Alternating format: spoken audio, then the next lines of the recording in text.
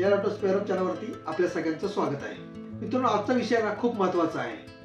कारण हा विषय ना फक्त बिझनेस नाही आहे, तर थेट माणसाच्या जीवाशी, सुरक्षिततेशी आणि पैशाशी निगडीत आहे. आज आपण पाहणार आहोत की जर आपल्या बाईक किंवा स्कूटरला अपघात झाला, तर अपघात झाल्यानंतर आपल्या जे बाईक असते, आपली जी गाडी असते, त्याचे कोणते स्पेअर पार्ट बदलणे अत्यंत गरजेचं असतं. आणि काही काही लोक ते पार्ट्स बदलत नाहीत आणि ते त्यांना पुढे कसा धोका निर्माण करतात, त्याबद्दल हा आज आपला विषय आहे.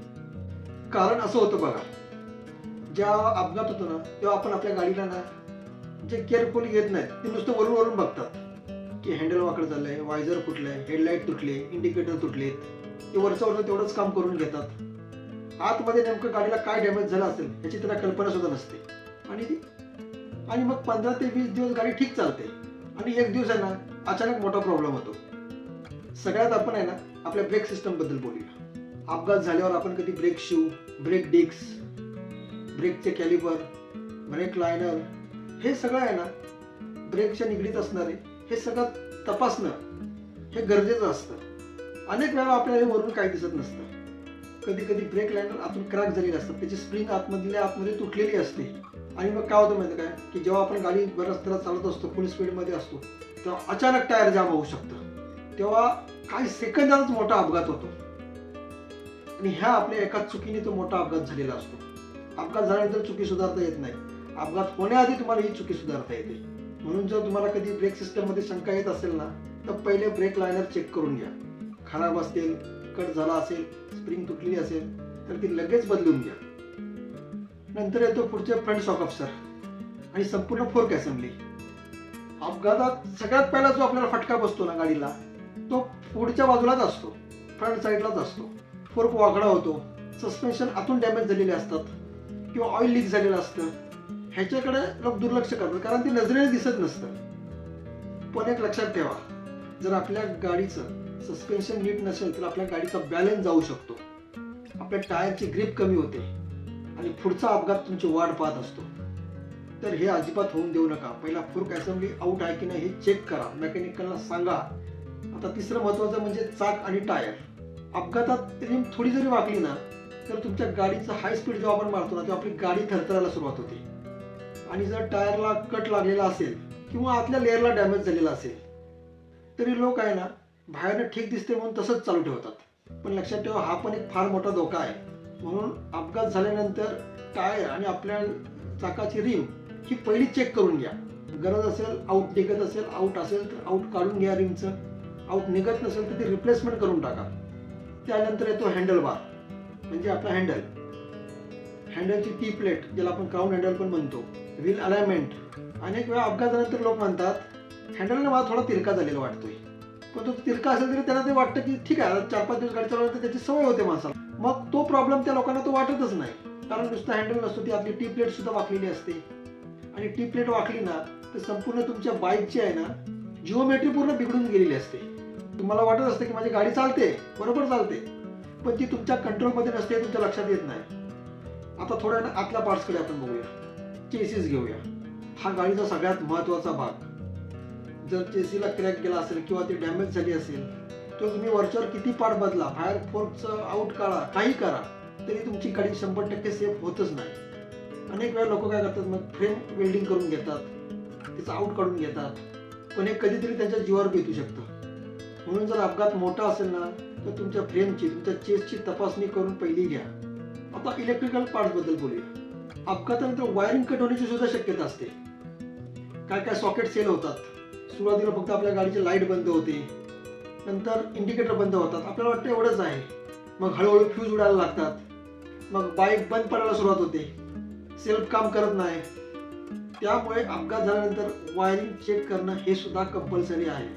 वायरिंग बरोबर बॅटरी सुद्धा चेक करून घ्यावी. आता आणखीन एक गोष्ट लक्षात घ्या, लोक अपघात झाल्यानंतर काय करतात माहिती काय, पहिले सगळे बॉडी पार्ट जेवढे खरचटलेले आहेत, ब्रेक झालेले आहेत तेवढे पहिले बदलून घेतात.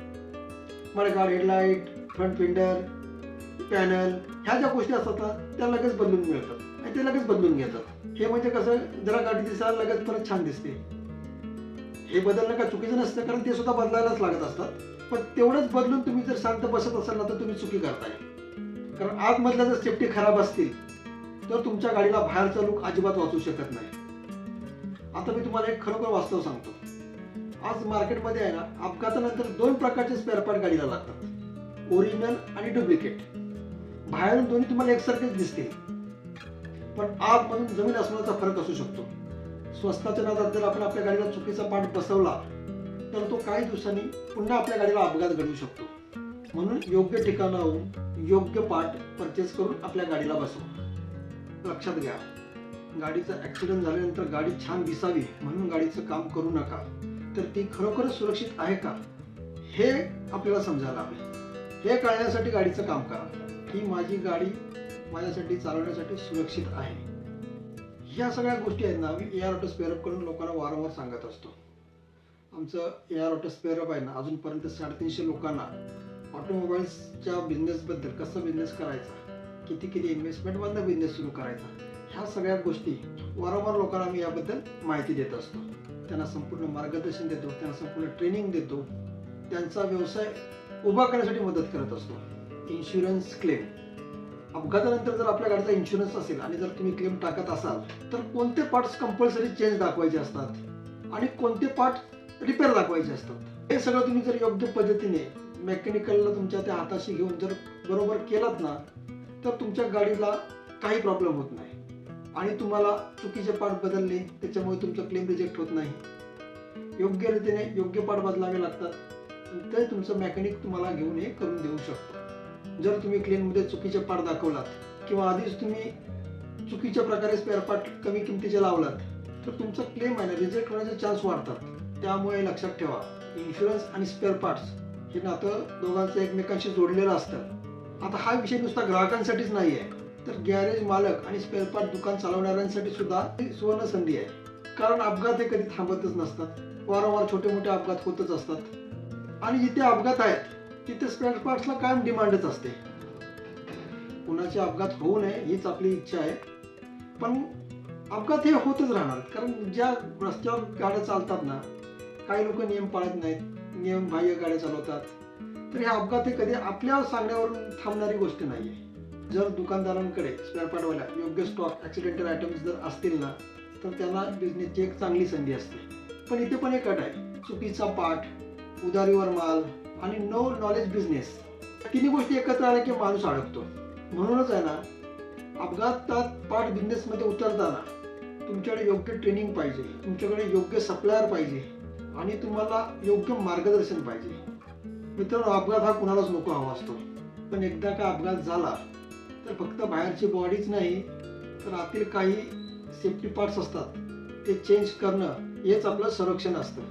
आणि ज्यांना हे समजलं, ज्यांनी हे समजून घेतलं ते नक्कीच सुरक्षित राहतात आणि ज्यांना ह्यामधला बिझनेस समजला ते बिझनेसमध्ये नक्की पुढे जातात. आता एक लाचची टिप, जर तुम्ही गॅरेज चालवत असाल, जर तुमच्या कोणाच्या मनात स्पेअर पार्टचा बिझनेस सुरू करायचा विचार असेल किंवा तुम्हाला ऑटोमोबाईल्समधलं प्रॉपर ट्रेनिंग किंवा गायडन्स हवा असेल, तर जो खाली दिलेला आमचा व्हॉट्सअप नंबर आहे ना, त्याच्यावरती तुमचं नाव आणि जिल्हा मेसेज करा.